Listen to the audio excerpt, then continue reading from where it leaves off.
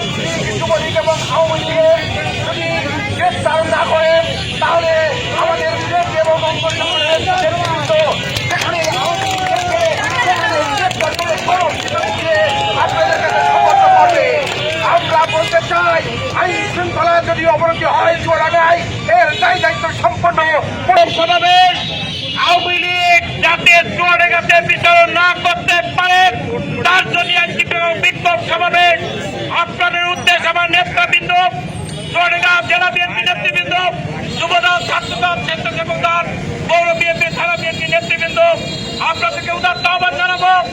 যদি আজকে আইনজীবীটা দেওয়া হলো আমাদের নেতা পিটু বলল যে পুলিশের বলল যে তারা এখনো পর্যন্ত নির্বিঘ্নে চলাচল করছে, যারা সন্ত্রাসী কার্যকলাপ করেছে তাদেরকে অবিলম্বে গ্রেপ্তার যদি না করা হয় তাহলে আমরা দুর্বার আন্দোলন করে তুলব। গ্রামে গ্রামে যারা আওয়ামী লীগ, আমাদেরকে যুবদল, ছাত্রদল, স্বেচ্ছাসেবক দল, পৌর বিএনপি সকল পর্যায়ে অঙ্গ সংগঠনের আমাদের পক্ষ থেকে, দলের পক্ষ থেকে, পৌর বিএনপি, জেলা বিএনপির পক্ষ থেকে সংগ্রামী অভিনন্দন জানাচ্ছি। সকলের সুস্বাস্থ্য মঙ্গল কামনা করছি। ধন্যবাদ। পুলিশেরা